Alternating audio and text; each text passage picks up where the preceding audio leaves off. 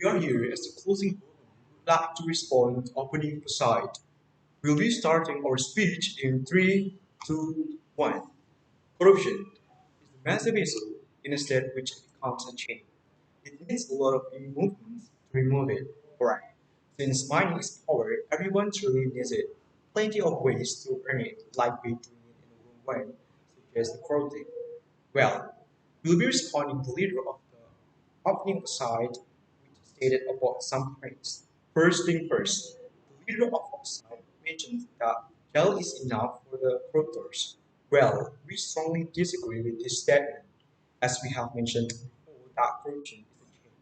It's still an iceberg, and by only entering the corruptors to the jail, it will not remove the possibility of bribery. Most of corruptors are survey. They have so many cruel ways to overcome from their survey. Without chasing corruptors' money and leaving them still on their road, it is going to simply open a huge opportunity for them for a further corruption. That is the strong reasons why jail is not very good enough for the corruptors. Alright, the leader of the side also conveyed about the human right. That is the reasons why jail is enough for the corruptors. Well, when we take a broader point of view of our human rights, let's think logically what corruptors have done. Are they implemented the human right by still appraising state with good behavior? We firmly would say they are not. They are greedy by taking other individual right by stealing state money. So the application of putting human rights over corruptors is a big mistake, and it will perhaps create so many cases over again and again. Secondly, impoverishment of the corruptors is marked by making them to lose their wealth, since it is the consequence and punishment that corruptors have to receive. The term of making them entering poverty is by seizing all the treasure that they have, either it is facility from the institution that they work, like a house, apartment, cars, or all the treasure that they hold, which the source of money was from a corrupt. Hence, by creating enforcement of on creditor, it will perhaps at least removing the amount of the possibility that I have said on the first point, like for the corruption or even bribery. The next point is it is actually an obligation for the creditors to give the money back to the nation with the full amount without any remission. So it is explained that the purpose of the giving back the full amount of money that they have stolen is actually to first make the financial of nation is being stable like when it's on the first place. Well, this also affects to the economy system of nation when this rule applies. Secondly, it is also giving back the right of every peasant upon the nations in the scope of the finance. Simply put, children will get back their right to gain the proper education equally. The investment of some aspect like health, public facility, which means that money will be decent or better. In addition, the leader of the side mentioned that when the corridors are being poor, it gives impact about the level of poverty in the nation. Anyway, it is actually better if the corridors to be poor than the other individual. Because when the nation helps so many citizens rather than just for holding some people are horrible. About the impact of the family of the corridors. For instance, like how will the children of the corridors continuing their education when the parents are being impoverished? Nation has the capacity of want to pay the children education. So when the corridors giving back their money and it makes the financial of the nation stable level, so the children of the corridors still can continue their education. Thus, there is no reason to still hold on keeping the quarter's money in their entire life. When we talk about possibilities of the further caution, it seems competitive because the chain is becoming longer and longer, and obviously creating some aspect into the growth in the nation, like how the education system works, how the government needs, how the stability of nation and the scope of economy. Therefore, taking a great movement to wipe out the corruptors must be a strong country, in particular for the developed country. Talking back to the entering jail along with impoverishing the corruptors and give back all the money to the nation. Well, it also needs for the corruptors to pay the fine based on the level of the corrupting that they have done, which is stated on the nation constitution. Okay, so in this opportunity, I want to emphasize from the previous stage from my partner. This case is really the biggest problem as we know, and almost very hard to solve. This is why we really would impoverish sculptors.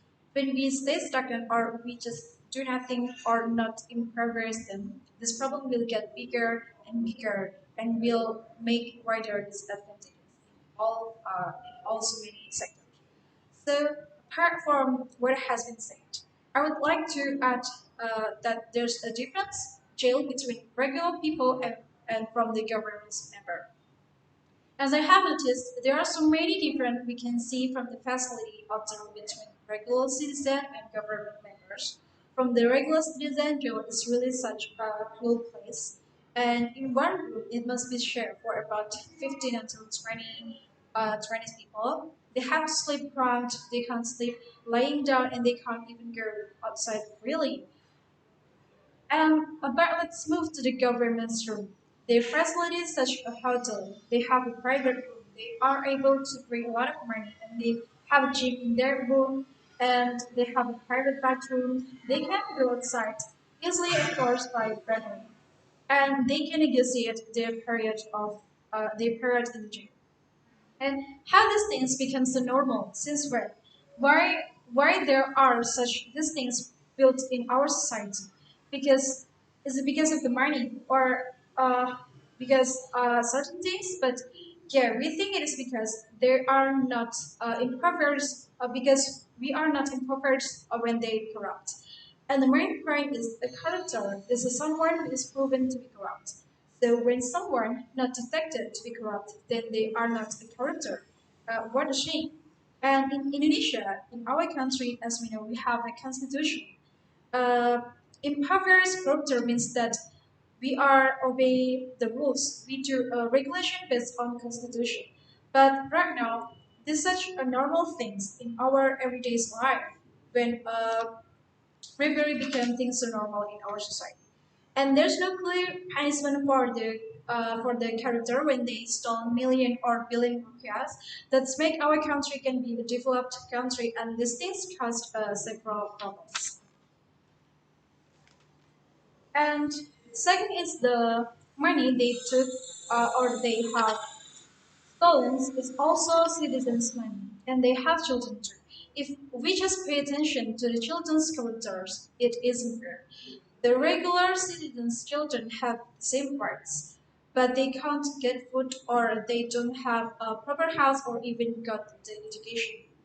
Even if they get food or housing or education, it's far from the worth. Why? Because there's a gap that already rooted in our society, and one of the causes because there's a connection with corruption, pollution, and partisan practices. They make a standard. They made a standard in case of education. There's a private or public school with expensive tuition fee, and from the whole family only can reach that things. So not all from the regular citizens can go to that school with easier thing. And the last one is most of the main criminal cases isn't came from when we are going to impoverish the character, but it is because massive corruption, collusion, and partisan practices. That's why nowadays almost there's no job vacancies because the companies or places we want to apply is already fulfilled by certain people from the certain family. So the other don't given a chance. They just enlarge their ego and think about their personal while harming others. So, in this time, we would impoverish sculptors because entering them to the jail only is not enough. Also, it will remove the possibility or to close their opportunity to do a further corruption along with the bribery.